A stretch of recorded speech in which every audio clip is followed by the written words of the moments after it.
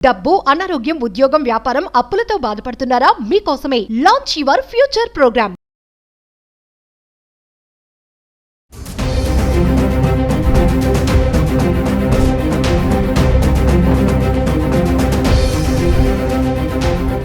నమస్తే, welcome back to Suman TV. Present మనతో పాటు ఉన్నారు consumers affairs committee chairman Mandari Krishna Reddy గారు. నమస్తే సార్. నమస్తే అమ్మ. సార్, బంగారం ధరలు చూసుకుంటే 1,00,000 చిల్లర్లోనే ఉంది. అంటే ట్రంప్ 50% టారిఫ్ ఎఫెక్టే చూసుకుంటే అంటే ఎంతవరకు పెరగొచ్చు అంటారు, ఎంతవరకు తగ్గొచ్చు అంటారు? అంటే కొంతమంది నిపుణులు చెప్పేది ఏంటంటే తగ్గితే 90,000, పెరిగితే 1,10,000 వరకు కూడా వెళ్ళొచ్చు బంగారం ధర అంటున్నారు. ట్రంప్ ఎఫెక్ట్ ఎంతవరకు ఉండొచ్చు అంటారు? అంటే ఒక ట్రంప్ ఎఫెక్ట్ వల్ల మాత్రమే బంగారం ధరలో తేడాలు వస్తాయని కనుక్కోవడం కరెక్ట్ కాదు. ప్రపంచం మొత్తం మీద ఉండేటువంటి అన్ని రకాల సంఘటనలు, అన్ని రకాల ఆలోచనల మీదనే ఆధారపడి బంగారం ఉంటుంది. అంటూ ట్రంప్కు సంబంధించిన కూడా కొంత భాగం పనిచేసే అవకాశాలు ఉన్నాయి. మనం ఇవాళ చూస్తే కొంచెం తగ్గుమతున్నట్టు స్వల్పంగా కనపడుతుంది, తగ్గినట్టుగా కనపడుతుంది.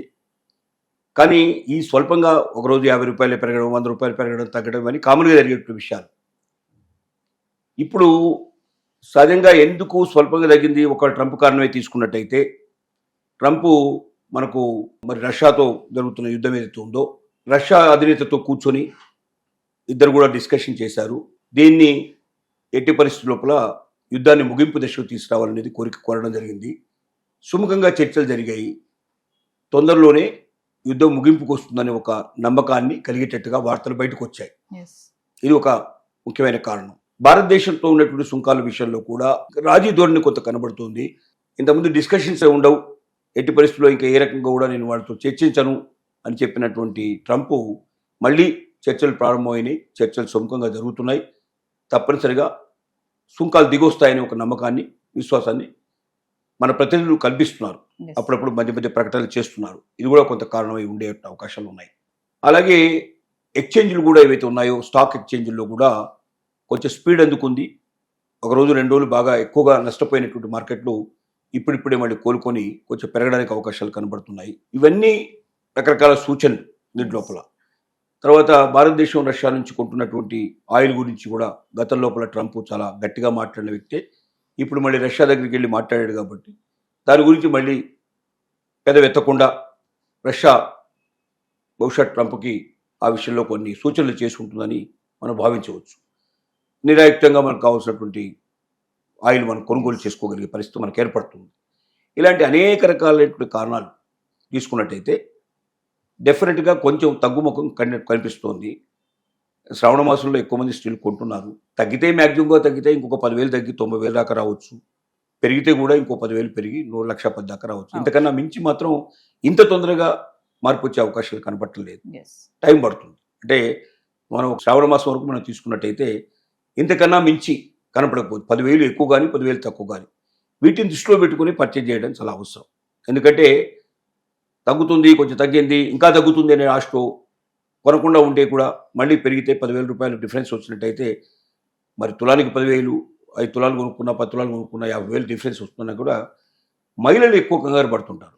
ఎందుకంటే బంగారం అంటే మహిళలు అంటే బంగారం ఎక్కువగా అటాచ్ అయి ఉంటారు. కాబట్టి ఒక 10 రూపాయలు 50 రూపాయలు తేడా వచ్చినా తగ్గినట్టుగా ఉంటుంది. కొంచెం పెరిగినా పెరిగిపోయిందని అనుకుంటారు. వాళ్ళు అనుకోవడమే కాకుండా చుట్టుపక్కల వాళ్ళందరికీ, వాళ్ళ ఫ్రెండ్స్ అందరికీ ఫోన్లు చేసి మరి ఇన్ఫర్మేషన్ అందించడం. ఇవాళ మనకు వాట్సాప్లో వచ్చాయి కాబట్టి వాట్సాప్లో ఇన్ఫర్మేషన్ పంపించడం ఇట్లాంటి సహజంగా జరుగుతుంటాయి. ఆందోళన పడాల్సిన అవసరం లేదు. మ్యాక్సిమం 10,000 రూపాయలు మాత్రమే డిఫరెన్స్. తగ్గినా పెరిగినా అంతకన్నా ఎక్కువైతే వచ్చే అవకాశాలు లేవు. కానీ అప్పులు చేసి మాత్రం కొనకండి. ప్రతిసారి మనం పదే హెచ్చరిక మనం ఏం చేస్తున్నాం అంటే అప్పు చేసి బంగారం కొనడం సరైనది కాదు. ఎందుకంటే ఏ క్షణంలో తగ్గుతుందో ఏ క్షణంలో పెరుగుతుందో తెలియదు. కాబట్టి వడ్డీ తెస్తే వడ్డీవాడు మాత్రం ఖచ్చితంగా నెలగానే ఇంటికి వచ్చి కూర్చుంటాడు. కాబట్టి వడ్డీ పే చేసుకుంటూ మనం బంగారాన్ని కొని అది పెరిగిందనో తగ్గిందనో ఆందోళన పడేట్టు పరిస్థితి, మరి ఇంకెక్కువ ఆందోళనలు ఉంటాయి. ఎందుకంటే మన డబ్బులతో మనం కొనుక్కున్నప్పుడు పెద్దగా ఆందోళన ఎక్కువ ఉండవు. కానీ వడ్డీతో డబ్బులతో మనం తెచ్చినట్టయితే, కొనిపెట్టుకున్నట్టయితే పెరిగితే సంతోషపడతాం, కానీ తగ్గితే మాత్రం బాధపడతాం. ఆ బాధ మరింత ఎక్కువ ఉంటుంది. అప్పు ఎక్కువ కట్టాల్సి వస్తున్నట్టు మనకు వ్యాధిని కూడా మనకు తెలుస్తుంది. కాబట్టి అప్పు చేసి పప్పు కూడా తినకుండా అప్పు చేసి అదే మరి బంగారాన్ని కొనేట్టు ప్రయత్నం చేయకండి. రెండోది, బంగారం ఎవరైనా డబ్బులు ఎక్కువ ఉండి బంగారం కొనదలుచుకుంటే మాత్రం ఆభరణాల రూపంలో కొనకండి. అది మిమ్మల్ని చాలా నష్టాన్ని చేకూరుస్తుంది. మీరు ఏమైనా స్వచ్ఛమైన బంగారం కింద బంగారం కడ్డీల రూపంలో కానీ బిస్కెట్ రూపంలో కొనిపెట్టుకుంటే అది మీకు ఎక్కువగా ఉపయోగపడుతుంది. ఎక్కువ మీకు లాభాన్ని చేకూరుస్తుంది. Yes. ఆభరణాల్లో ఏంటంటే ఏవైతే మీరు పెడుతుంటారో దాంట్లో తయారు చేసే దాంట్లో రాళ్ళు అలాంటివి ఏవైతే కలుపుతారో వాటన్నిటిని మైనస్ చేస్తారు. తనకు తూగుకుంటారు, తర్వాత తయారు చేసినందువల్ల తరుగు కూడా చాలా తీసేస్తారు. తరుగు వెళ్ళి రాళ్ళు వెళ్ళి ఇవన్నీ వెళ్ళిన తర్వాత రేట్లలో చాలా వ్యత్యాసం వస్తుంది. అదే స్వచ్ఛమైన బంగారంలో ఇవేవి తీయరు, డైరెక్ట్గా బంగారం రేటే క్యాల్కులేషన్ చేస్తారు. అంత అమౌంట్ మీకు వచ్చే అవకాశం ఉంటుంది. ఇంకోటి వెండి మీద మాత్రం చాలామంది దృష్టి పెట్టండి. Yes. బంగారం కాదు, వెండి మాత్రం రేట్లు బాగా పెరిగే అవకాశాలు ఉన్నాయి. వెండి అప్రాథమికంగా బంగారంతో పోటీపడి వెండి పెరిగే అవకాశాలు కనబడతాయి. ఎందుకంటే వెండిని ఆభరణాల్లోనే కాకుండా మరి తయారు చేసే ముఖ్యంగా వాహనాల్లో, Yes. సోలార్ విషయం లోపల, ఎలక్ట్రికల్ విషయం లోపల చాలా విరివిగా ఉపయోగిస్తున్నారు. చాలా భారీ ఎత్తున వెండి కావాల్సిన పరిస్థితి ఏర్పడుతుంది. ఒక పెద్ద వాహనాన్ని తయారు చేయడానికి సుమారుగా 70 నుంచి 80 కిలోల వెండి ఉపయోగిస్తారు. Yes. అంటే ఒక వాహనానికి 80 కిలోలు కావాలంటే దాదాపు కొన్ని లక్షల వాహనాలు తయారవుతాయి ఒక సంవత్సరం లోపల. అంత ఎంత వెండి కావాల్సిన పరిస్థితి ఏర్పడుతుంది దాన్ని బట్టి అర్థమవుతుంది. అలాగే సోలార్ సిస్టమ్ ఇప్పుడు బాగా దేశమంతా విజృంభిస్తుంది, విపరీతంగా పెడుతున్నారు. ఎక్కువ సోలార్ ప్లాంట్లు వాడటం వల్ల వాటిలో ఎక్కువ వెండి ఉపయోగించే అవకాశాలు ఉంటాయి. కాబట్టి ఎప్పుడైతే పరిశ్రమల్లో వెండిని ఉపయోగించడం ప్రారంభించారో అప్పటి నుంచి వెండికి చాలా విపరీతమైన గిరాకీ పెరిగింది.